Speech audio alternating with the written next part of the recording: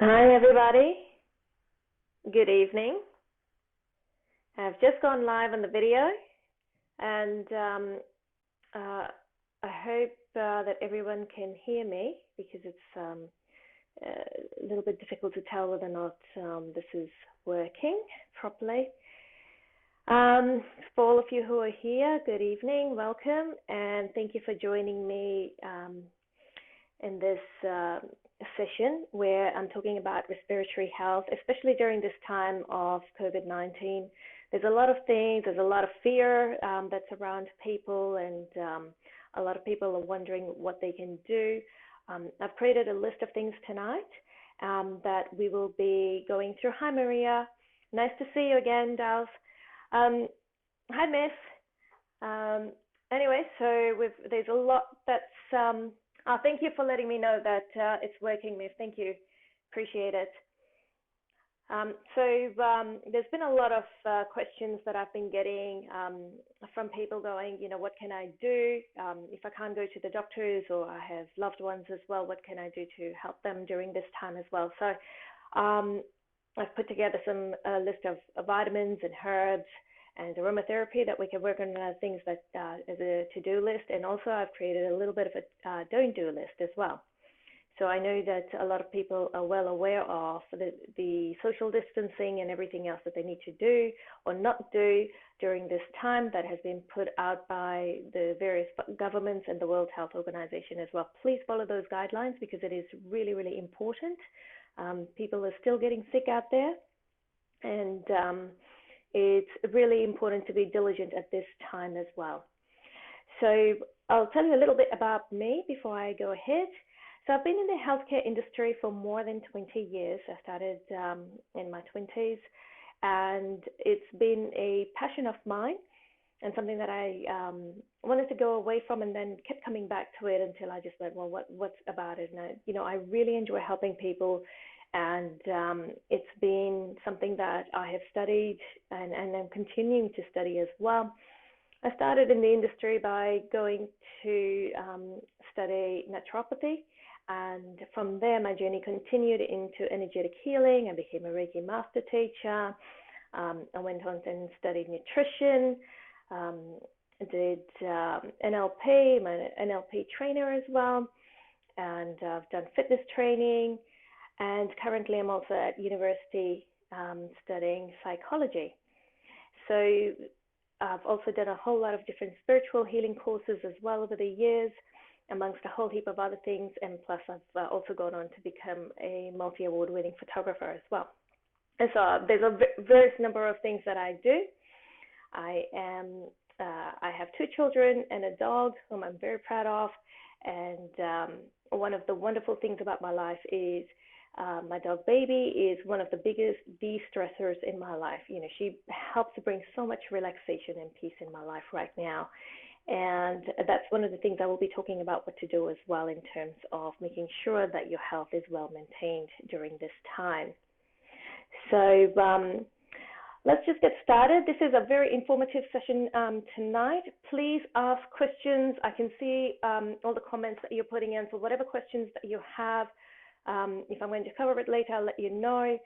Otherwise, if I haven't covered it, I would love to be able to cover it. And if I don't know anything about it, I will find out information and I will post it in the comments as well. So always come back to this page and have a look at these things.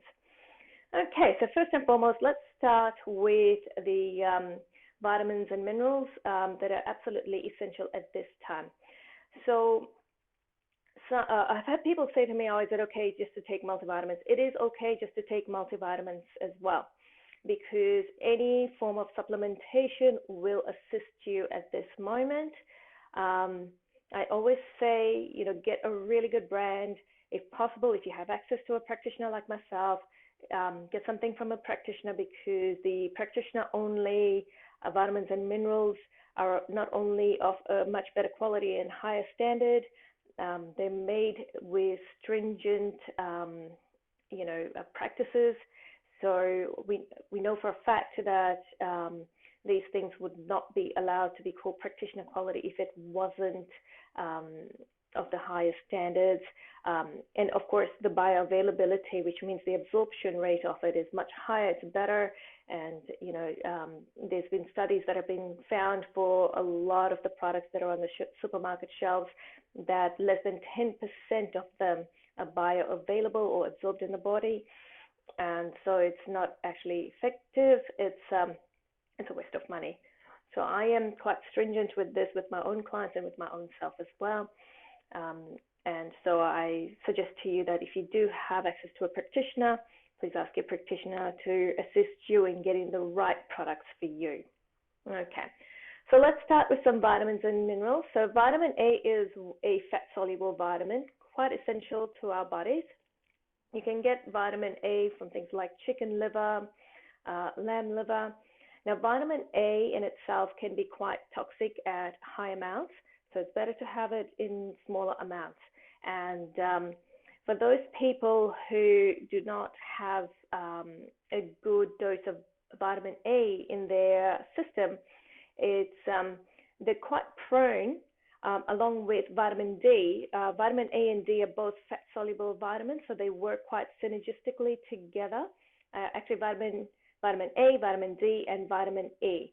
There's three massive fat-soluble antioxidants that our body needs. So those three vitamins are extremely important.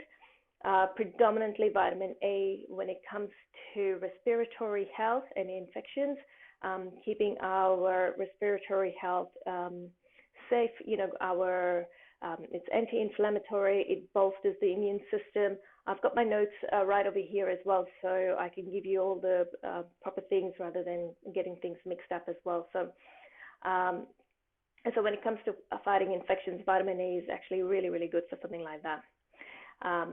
Vitamin E is, when it comes to supplementation, when it comes to colds, it's extremely important again. So another thing with fat-soluble vitamins is that they also help with the nervous system. Now, the nervous system is predominantly made out of fats, essential fatty acids, so, omega-3s and all that. So vitamin A and vitamin E are essential in our immune system. And the other thing with our immune system is when they are well nourished and supplemented, they create that level of stress relief, and it's easier to rest and relax. Again, vitamin D comes in quite handy in this time as well, especially when you're stressed. Vitamin D has been known across various studies to bolster your relaxation, to help with things such as depression. And for those people who have seasonal affective disorder, and that's when they become more prone to, because there's very little sunlight, that's when people become more prone to getting infections, and that's in the autumn months and the winter months. So because there's less sunlight in the northern and the southern hemisphere, it makes it very difficult for people to be able to get the vitamin D, the rate of immunity that it helps produce, that level of relaxation and being stress-free in order for your body to function and work better, and for your nervous system to function and work better. So what happens is that the rate of infections goes higher during this time. This is when things like common colds, all of that tend to attack the body at a much higher level than what they normally can over the spring-summer period. Just going to take this one off. Bear with me a moment.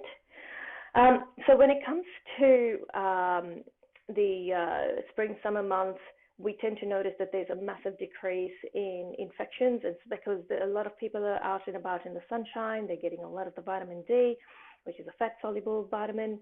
Vitamin D works as a really good precursor for vitamin A and vitamin E in the body in terms of bolstering the immune system. So those things are really, really important.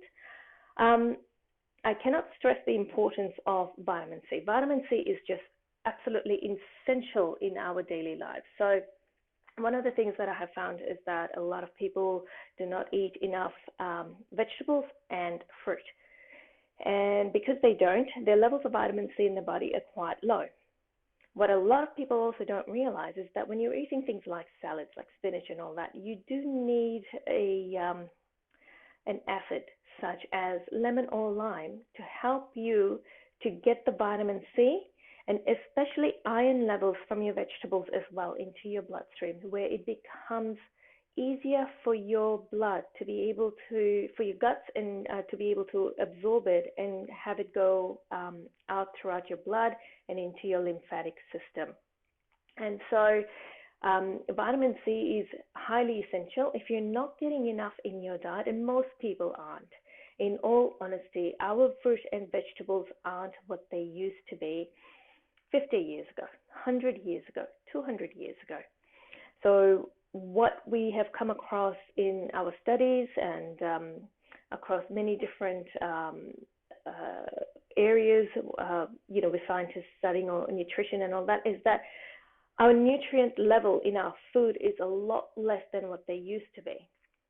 And so vitamin C is a lot less than what you would normally have in, say, a piece of apple. They used to say an apple a day used to keep the doctor away. Well, it's no longer the case. You probably need 5 or 6 apples a day just to keep the doctor away now. That's how low the nutritional level has gotten of our fruit and vegetables. What I have noticed through various studies, again, is that the organic fruit and vegetables are much, much more likely to have higher nutrient density. And so what that means is basically the level of minerals and vitamins in those vegetables or even in those fruit is much higher than what you would buy from a normal conventional supermarket where they've been sprayed with pesticides and herbicides as well. Excuse me. This is me drinking herbal tea tonight. I have been speaking a lot, so if my voice gets croaky, it's because I've basically been on the phone since 8 o'clock this morning, talk, with a lot of people online and a lot of other platforms as well. Okay, so vitamin C is really good in terms of it boosts the manufacture of white blood cells, especially in the lungs, and it prevents inflammation. So what happens is during an infection, especially a respiratory infection, our whole respiratory system inflames. And what basically means is that if your airway is, say, that big and your body becomes inflamed, your airway becomes smaller. So it becomes a lot more constricted, and you don't want it to be constricted. You want to be able to breathe, and you want to be able to breathe quite well. And so basically what happens in this particular area is that, vitamin C, getting that fruit and veggies, especially the vegetables happening, is quite important to you. In terms of fruit, things like blackberries, raspberries, and blueberries and strawberries, all the berries are very important. They have a much higher level of vitamin C. Avocados are fantastic because avocados have omega-6 fatty acids as well as a whole lot of nutritional value too. And so very important to be able to get those fruit and veggies happening. With vitamin A, if you eat a lot of carrots, it does help. If you're one of those people who is unable to convert the beta carotene, which is the orange in the carrot, into the vitamin A, I would suggest always supplementing with a lower dose of vitamin A and being able to eat a fair amount of carrots. Really good for your eyes. That's why it says really good for your eyes. Okay. So vitamin C also helps guard against lung damage and any toxins and pollutants in the air.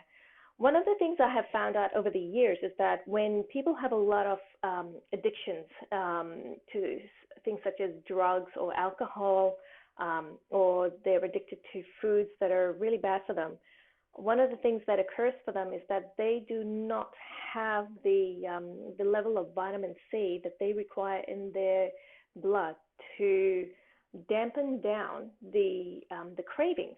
The vitamin C is very good at getting rid of cravings for things that you think that you want, rather than the essential nutrients and foods that you actually want in your diet. So again, vitamin C works in so many different ways, but with And when it comes to our lungs, it helping prevent inflammation and guarding against, damage caused by toxins, highly important for that as well. Now, here's another important vitamin B12, um, especially if you are vegetarian. Um, Generally, women who tend to eat red meat don't have as much a problem with vitamin B12 as women who eat more white meat, such as chicken, and or are vegetarians or vegans. So vitamin B12 is really important. It's a water-soluble vitamin along with vitamin C. All the B vitamins are water-soluble as well as vitamin C.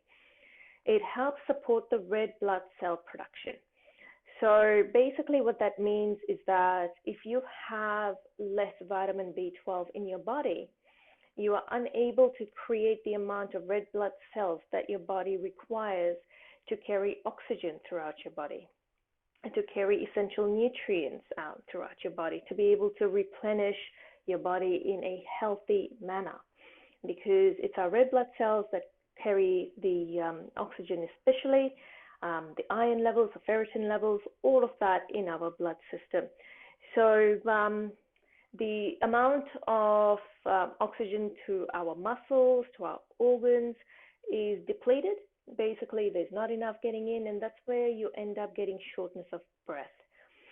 So a deficiency in that is not good, because if you are somebody who often gets shortness of breath, especially if you are someone who exercises regularly, I would suggest to you to go to the doctors as well and get a test done to find out exactly where your B vitamin levels are at, along with your ferritin levels, for example, as well. Because ferritin is really important in taking the oxygen throughout the body as well.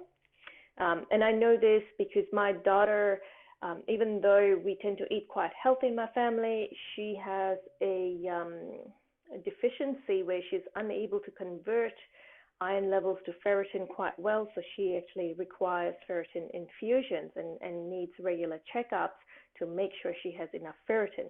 Because what happens if you don't have enough of that? And B12 comes in quite well with that, because without enough B12, you can't convert iron into ferritin to carry the oxygen throughout the body.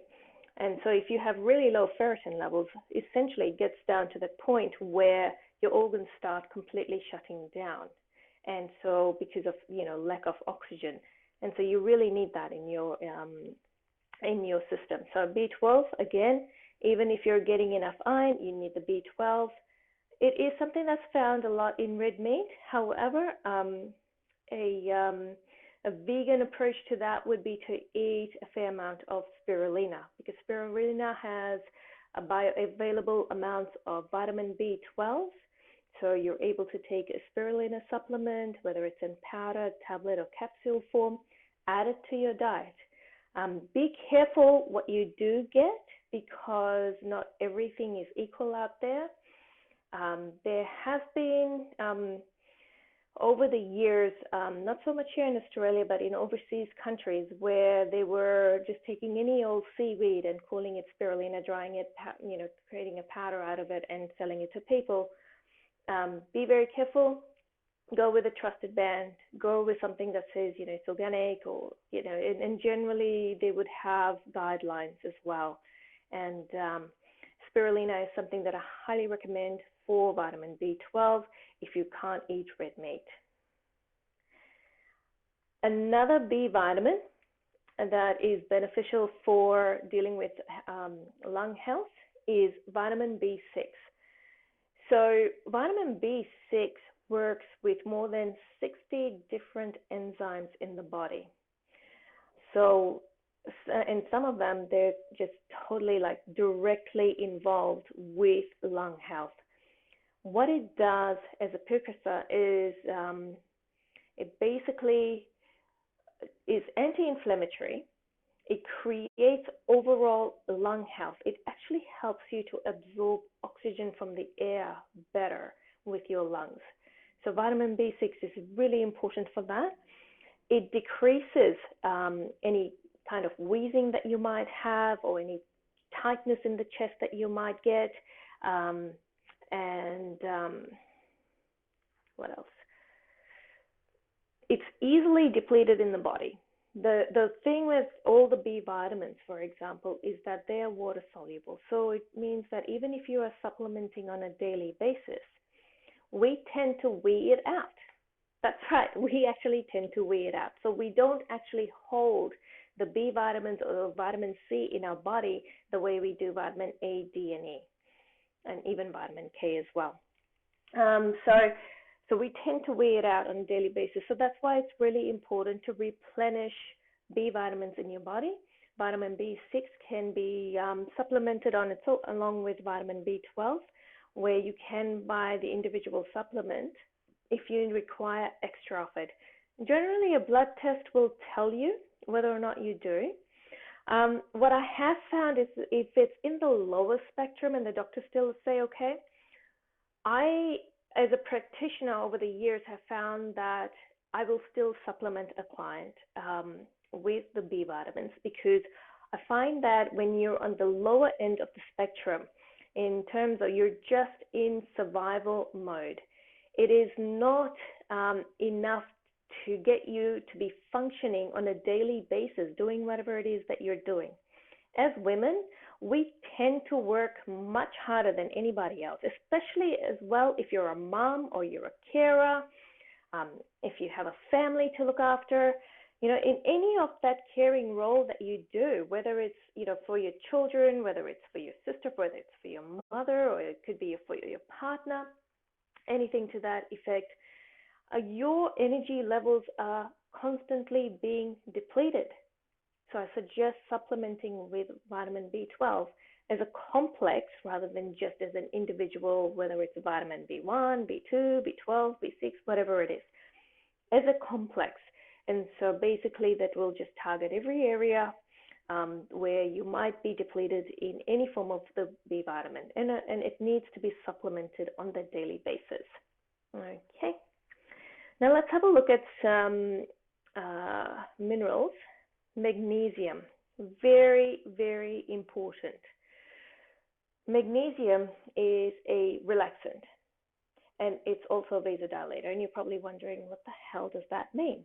So a vasodilator is something that actually increases the width of our aorta, our vein, our capillaries. Basically, it's a hole small, it makes it bigger. So this is to do with our blood system, and just means that the blood is able to flow better because our body is relaxed. So magnesium's role is to not only relax the body, but to make the blood flow quicker by having that effect on the body. But it also helps with the formation of our bones and formation of a lot of our connective tissue as well. And when it comes to our lungs, they are made up of a lot more connective tissue. Again, if you have a chest that's tight, it's really hard to breathe. You want to be in a relaxed state. You want your body to be relaxed. You want your blood to be flowing better. You want the nutrients to be flowing better. You want those oxygen to, you know, go to different cells throughout your body, whether it's to your organs, to your muscles, to your lymphatic system, to your bones as well. And so magnesium impacts the muscles of the respiratory system, allows your lungs to expand a lot more than what they normally would be, especially when you're constricted. So if you imagine, it's like, you know, you're holding a fist and you're holding it really tight. It's tight. There's nothing happening. There's not much movement, anything. However, if you just have your fist in just gently, you know, you can move fingers around, all that, easier to do. But if it's tight, you can't move anything. So just consider that to be your lung, relaxed, you know, easier to move everything around. So a lot of studies have been done with regards to this, and what they have found that with increased levels of magnesium in the body, it's easier for the lungs to relax, creates a lot less wheezing.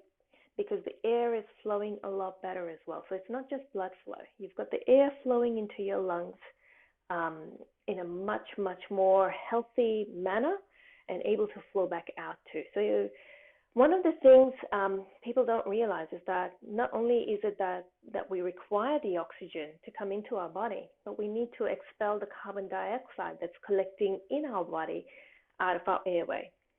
More relaxed, easier to expel, easier to let go.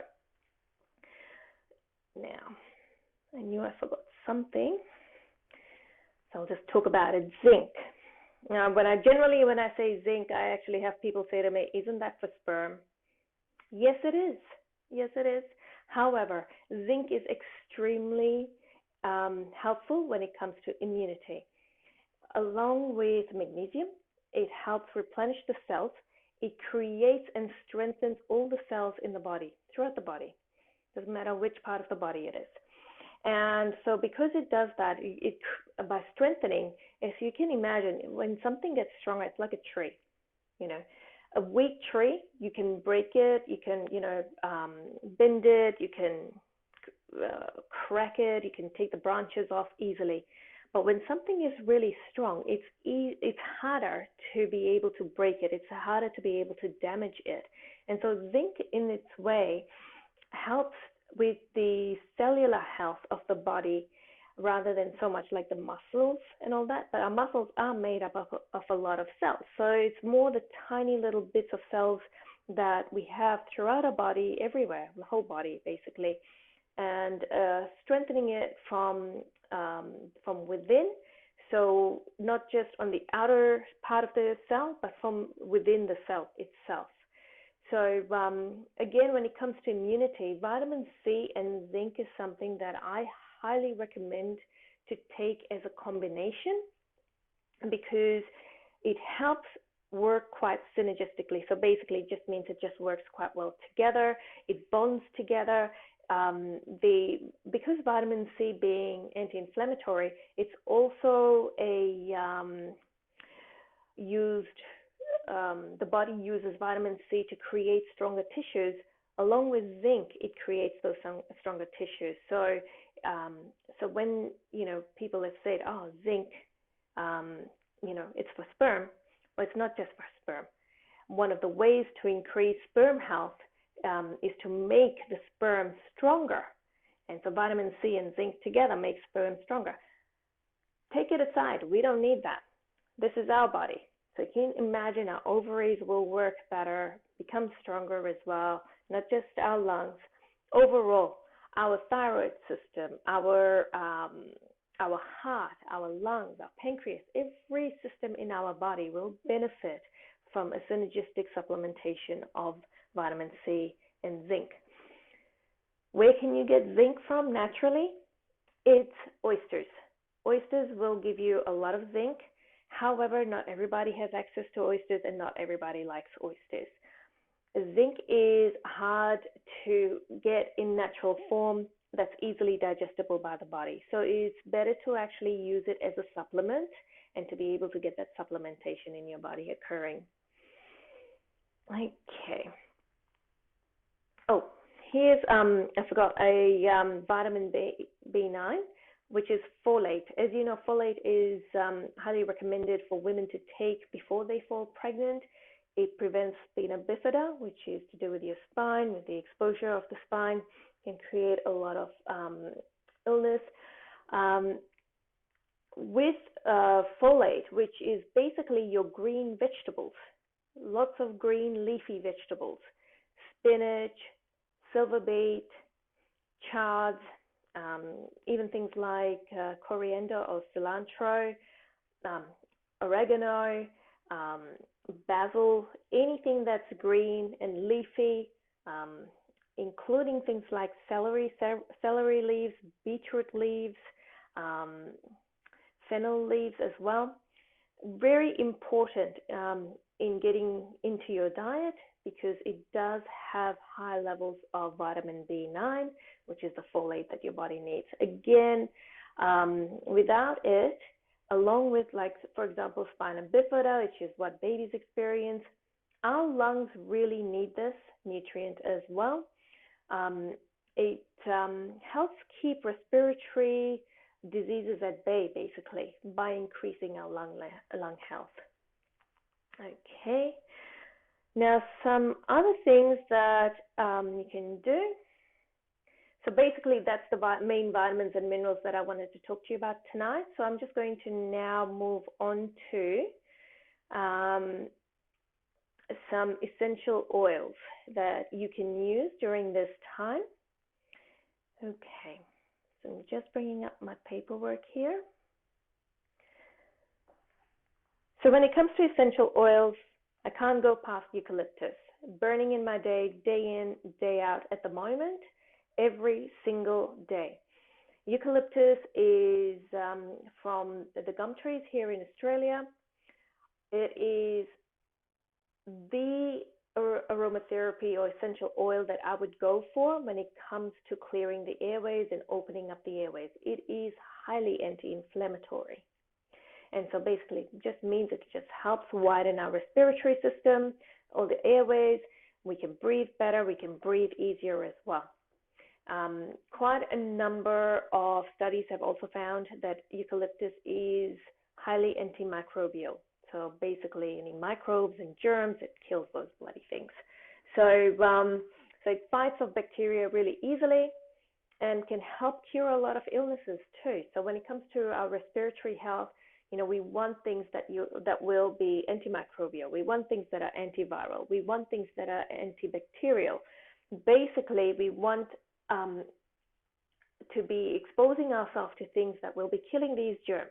And we're not talking about killing all the good stuff that we have going, whether it's in our air or whether it's in our guts. We want it to be killing all the bad stuff.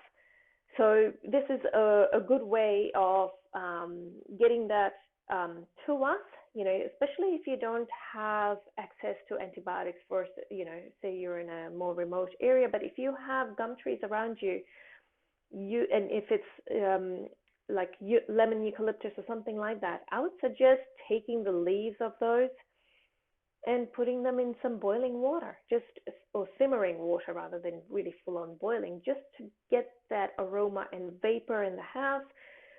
All essential oils basically are, it's got, these plants have these natural oils in them, and they will evaporate in air. And that's why, things like when you have a really nice, sweet smelling flower, it's the oils of the flower that are evaporating in the air, whether it's through the heat of the sun or by the breeze of the wind, and it's picking it up and picking up these volatile essential oils basically that are being given off by the plant. So what you can do in that sense is be able to get the leaves of things like eucalyptus and be able to put them in water and use them as well, just in your home. Eucalyptus also reduces pain. It helps ease muscle tension, especially if you have the cold and flu. It's a really good preventative too when it comes to the cold and flu. So I suggest that it's something that stays in your medicine cabinet. It stays in my medicine cabinet, definitely. I did go to the supermarket today, and unfortunately they had run out of all the eucalyptus oil. I was very disappointed because I am using it every single day in my home.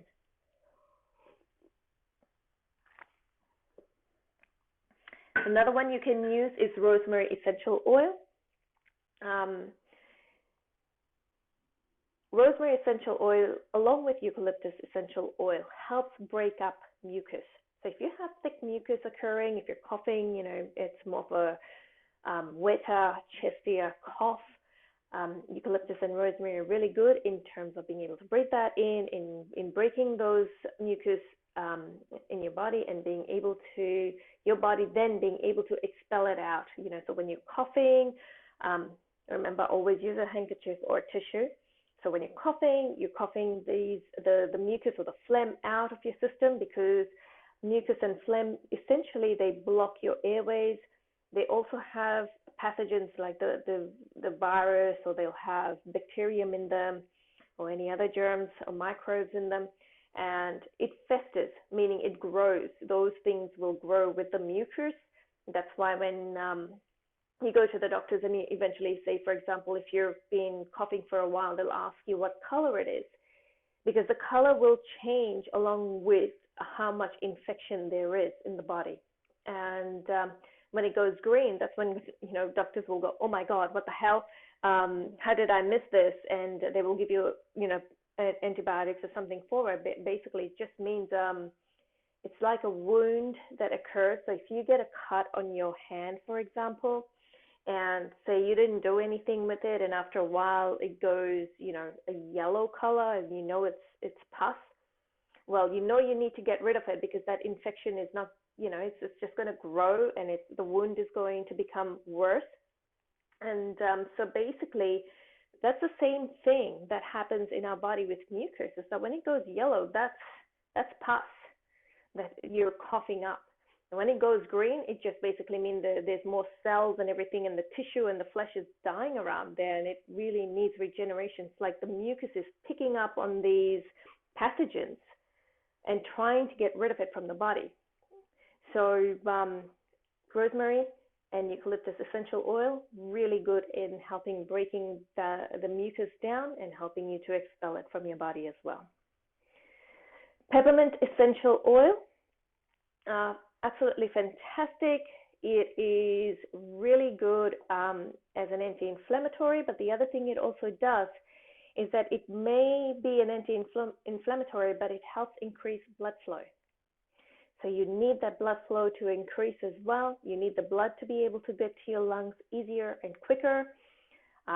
When our body is inflamed, our blood vessels become much smaller and more constricted. So, it just becomes like that. So you got nothing going through. You can't have anything going through. It's just makes it impossible for our blood and our body to function in a way that works well for us or optimizes our health. So peppermint, by creating that anti-inflammation, is a vasodilator along with magnesium, for example. So by expanding the blood vessels, it allows blood to flow quicker and better. It also allows our lymphatic system to work better in that way too, because our lymphatic system basically works along every blood vessel. It's just, it's like a parallel. Wherever our blood vessels go, our lymphatic system is right there with its lymph fluids. And so with peppermint essential oil, what you're doing is increasing the flow of the lymphatic fluid, which has our T cells in it, which is our white blood cells basically, and that's the cells that help fight infection throughout our body. Again, highly, highly important, really good for our body as well. Another one is frankincense.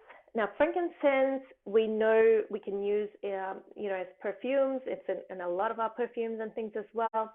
But frankincense over the years predominantly has been used for things like bronchitis, for coughs, for asthma, and again, for a lot of mucus. But it's mucus that's a lot harder as well. So we call it catarrh. So it's mucus that's beginning to harden, so it's becoming more like candy. So it's really good for getting rid of that, for breaking that down and removing it from our bodies as well. Another one is oregano. Now you can actually get the herbs for this from any good garden shop and grow this. If you can use it in your food on a daily basis or every second day, find some amazing dishes to create with this, use it, because it's really good, again, to be able to get that antimicrobial in your system. The essential oil is really potent, and if you do get the essential oil, you can use it. You can actually mix it in with olive oil and use it as salad dressing. Be very careful how much you do put in, because it burns. It burns like crazy. And so I would always dilute it in 100 ml of olive oil.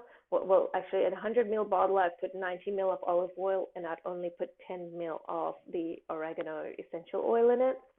and I would use that in my food.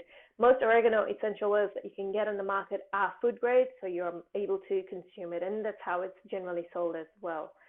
Um, it is highly antiviral as well. So again, really good at this time in our lives. That's why I'm saying if you can get hold of the fresh herbs, grow it and use it as much as you possibly can. The other thing you can do with it is that you can put it in simmering water, not boiling water, because you don't want it to just, evaporate everywhere quickly. You can put a whole lot of it in simmering water and have that throughout your home, the smell of that going throughout your home, because that's basically you're just diffusing it. If you don't have a diffuser, the other thing you can do is all the essential oils that I'm mentioning, if you can use them all in a diffuser.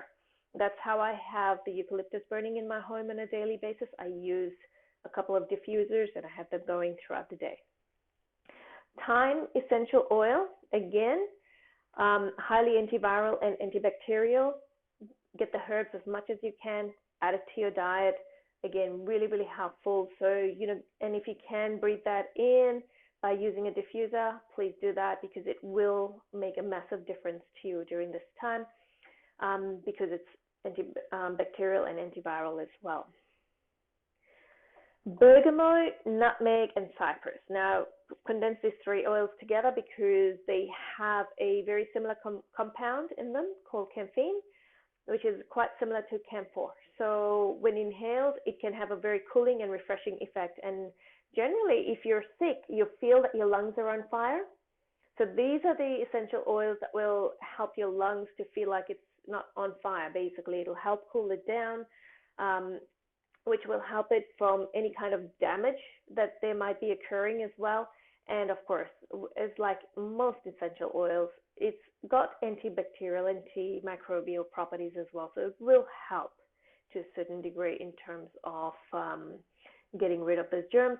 Not as good as, say, for example, oregano and thyme essential oils, because those ones I find are absolutely fantastic, and even eucalyptus essential oil as well.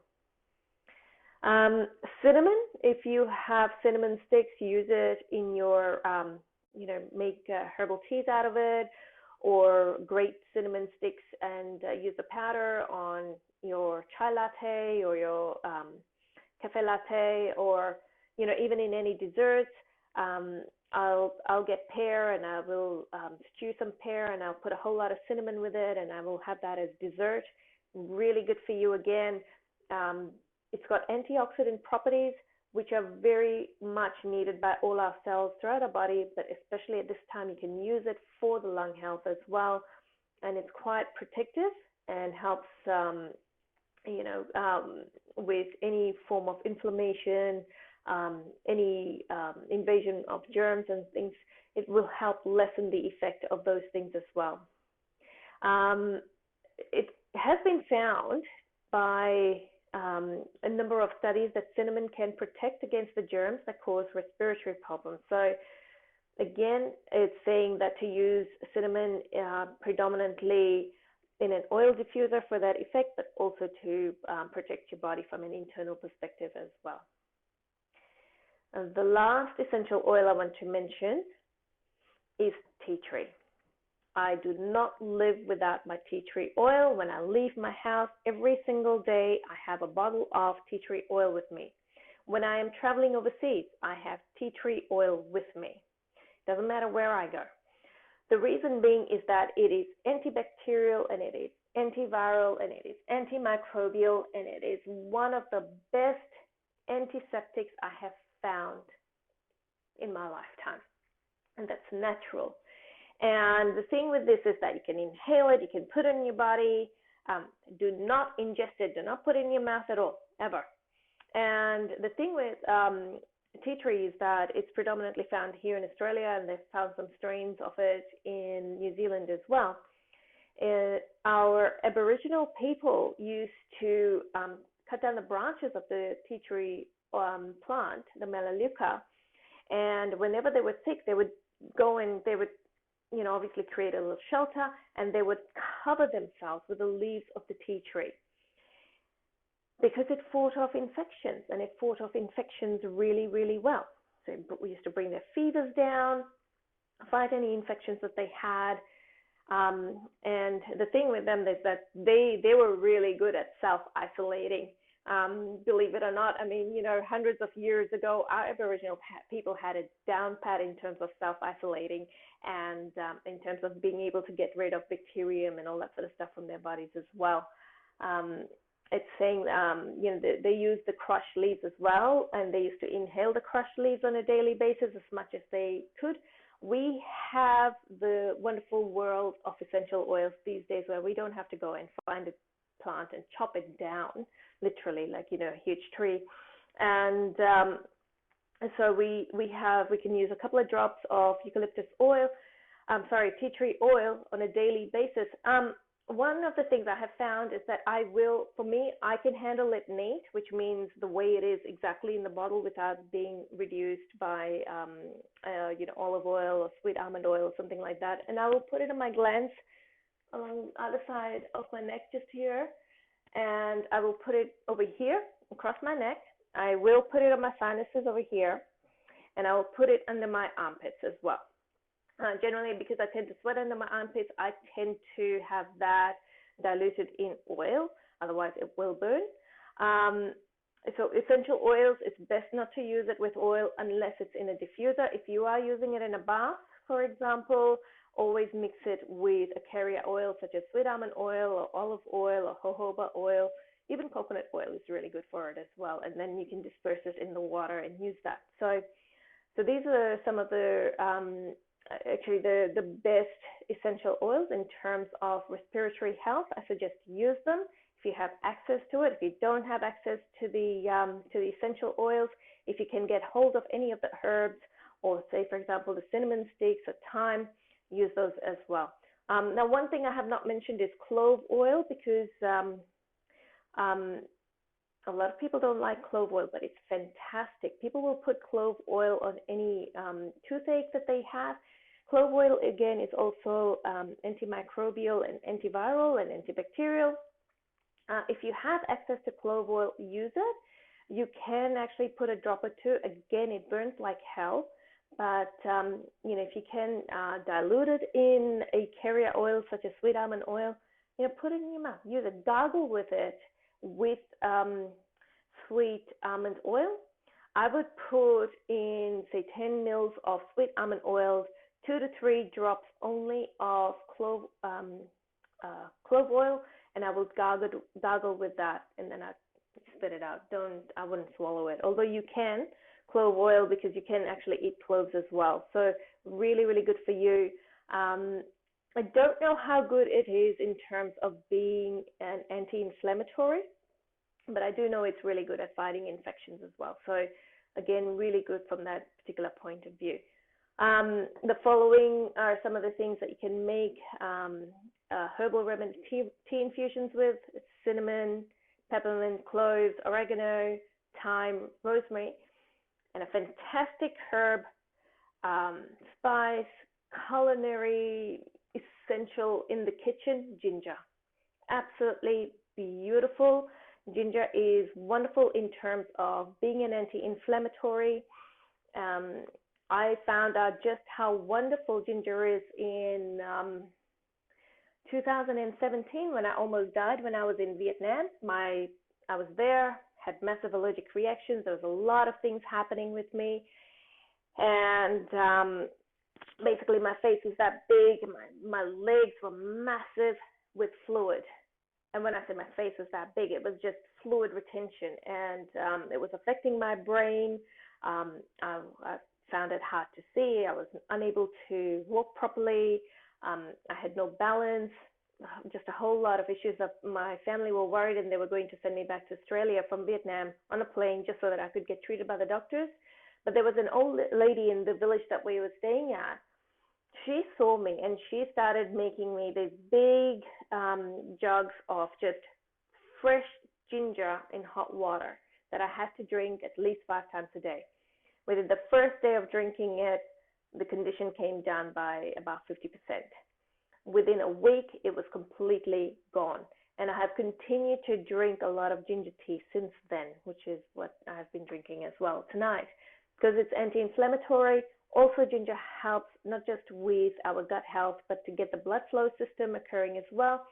It is a really good vasodilator, not as good as peppermint, I find, but I find that ginger is so much more accessible for people throughout the world, and easily stored in the cupboard without it going bad for a very long period of time. So you can put it in your food. You can make herbal infusions out of it. You can even make cakes out of it.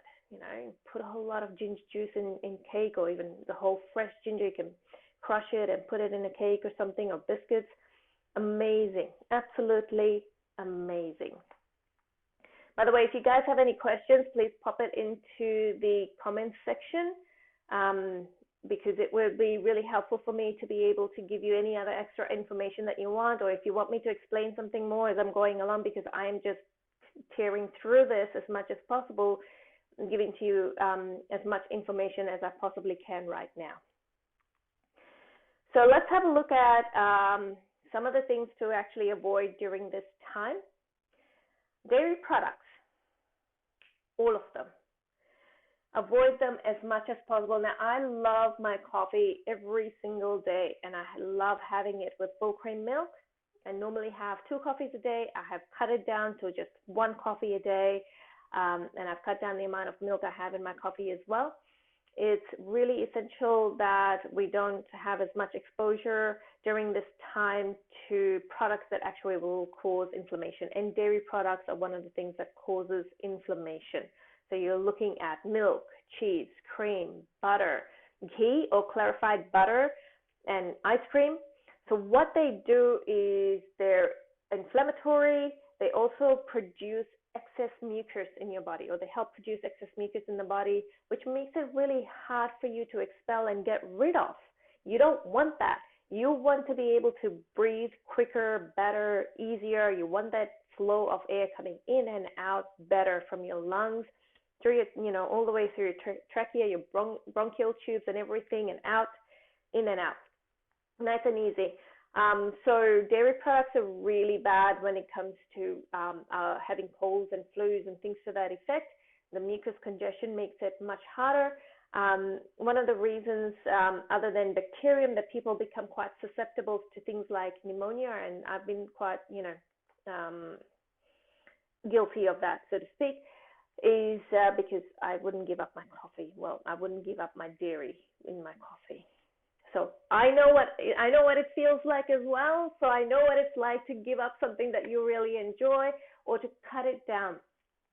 You don't have to give it up fully, just cut down the amount of it so that your body can actually do what's necessary to keep you healthy, especially at this time. Any processed foods such as breads and pasta and all that sort of stuff, cut it down or remove it from your system as well, because processed carbs especially, again, cause a lot of inflammation in your body. You're better off eating whole carbs, nutrient-dense carbs, whole wheat, whole barley, whole rice, brown rice, for example, quinoa, really good quality potatoes, and all that. It's really important that you be able to do things like this. It really be important for you to notice whatever it is that you're eating is having an impact in your body. What sort of impact it's having on your body? Is it good for your body? Is it bad for your body? So many studies have been done over the years where people have found that processed foods increases the amount of inflammation, because it increases the amount of blood sugar levels. And it's a quick hit basically for your system. And your body is unable to process a lot of these carbs, such as wheat and bread and pasta that's in our diet, because it's also filled with caking agents. It's got pesticides and herbicides and all that sort of stuff in it. And so if you're going to make breads, get your fresh organic wheat powder if you can, or any other form of wheat powder. I stopped making breads for myself quite some time ago. If I do make them, I make them with almond milk, which obviously if you're allergic to nuts, I wouldn't suggest that you actually do that. So be careful again. These are the things that you want to be able to avoid. White rice is also not that good for you, but it's better than having a piece of bread or something to that effect, or even biscuits. Sugar. Let's talk about sugar. Highly inflammatory and found in so many foods throughout our supermarket shelves. A lot of people have sugar in their teas and their coffees. They have fizzy drinks, all that sort of stuff. Not good for you, Pete. It really is not good for you because sugar creates a lot of inflammation. It causes a lot of mucus production in the body as well. At this time, cut back on it. I don't care how much of a sweet tooth you have. Start taking care of your health that little bit better just for this moment if you want. And then you can go back to it when all the threat around us has finished, it's completed, that's fine. Go back to it if you so want to, but give your body that fighting chance. Cut down on the amount of sugar or completely get rid of it. This also includes things like maple syrup, sucrose, and honey. Again, it's all sugar in different forms. Cut back on it. Go for more the whole foods. Go for more fresh foods as much as possible. So I went to the supermarket, like I said earlier today, and the fresh fruit produce was just full.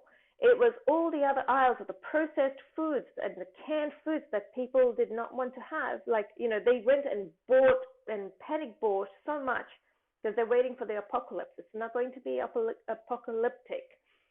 You have the ability to right now have access to all the amount of fresh fruit and veggies. Yes, they're a lot more expensive than what they used to be, but you don't have to eat a large amount of it. Just increase a little bit in your diet from what you were having. If you weren't having any, add some. And notice the difference. Again, give your body that fighting chance as much as possible. Bananas, cabbage, and corn, again, they increase mucus production as well. So cut back on them as much as they're also good for your body.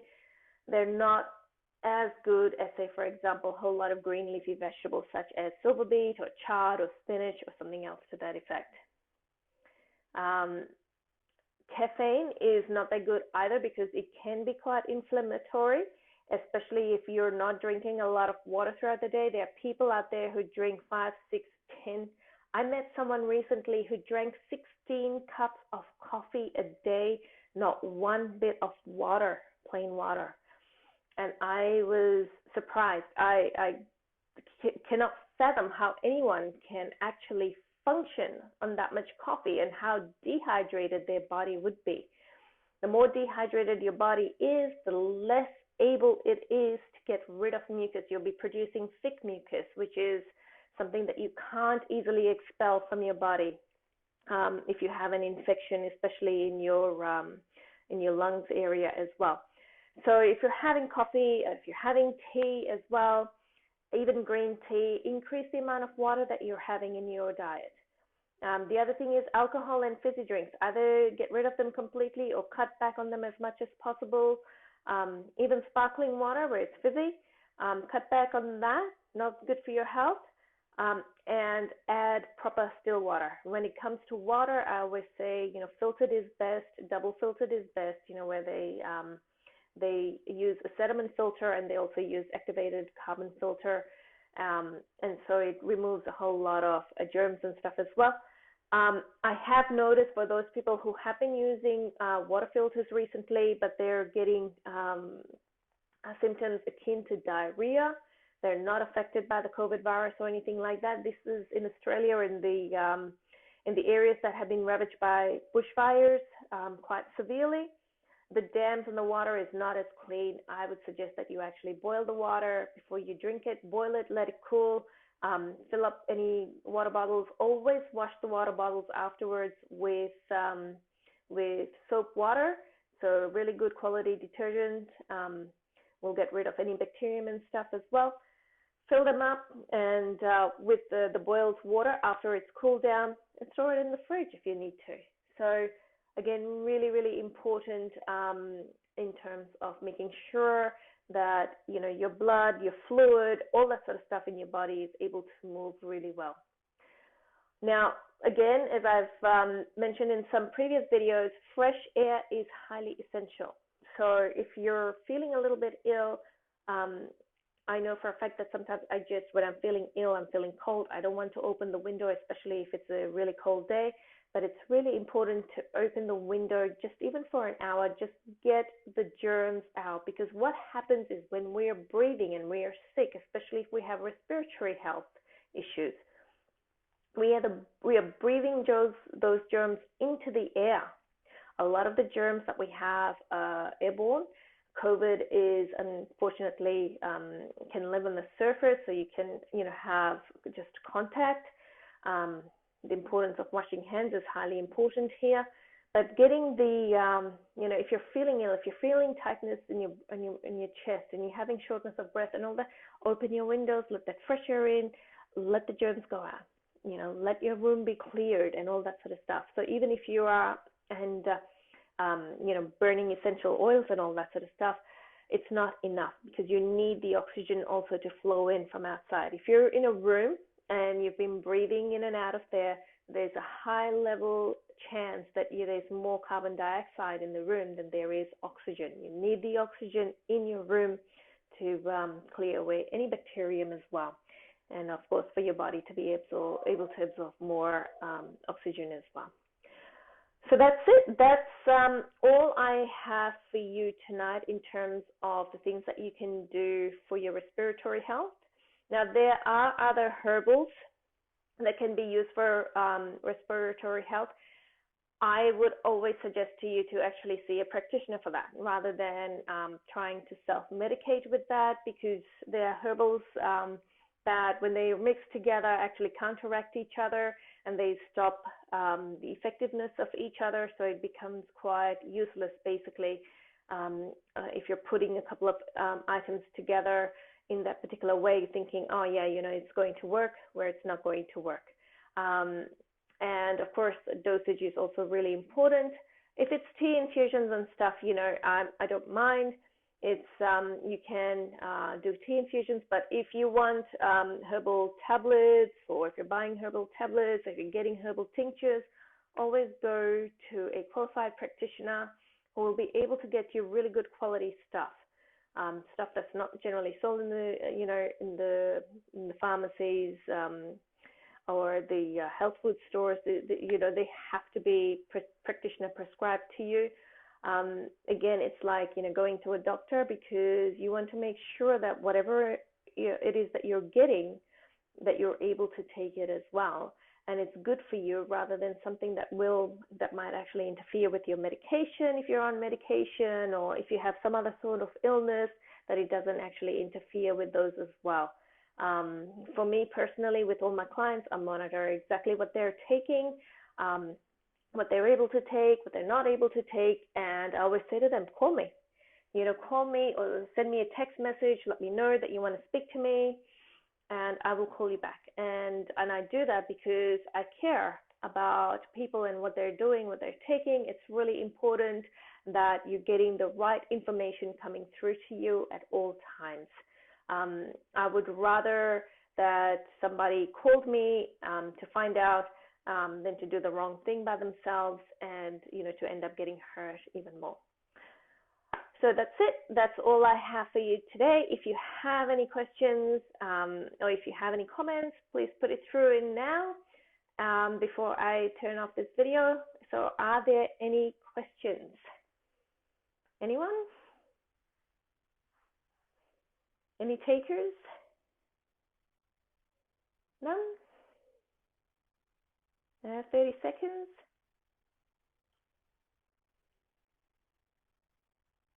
Okay, looks like there's no other questions. Looks like whatever I've said has been quite comprehensive. Look, if you have any concerns, post in the group, find out more information. I am willing to help as much as possible, and I'm sure there's other people in the group as well who have learned stuff over the years. Let's help each other out, especially in this time. And, here's to our good health. Enjoy the rest of your week, and have a wonderful rest of your week. Please socially isolate as much as possible. Wash your hands. Keep yourself clean, clear, and away from other people.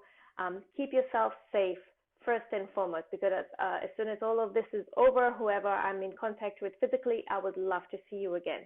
So thank you again, Namaste and have a wonderful night. And thank you so much for joining me. I really appreciate you taking the time out to be here with me. Thank you.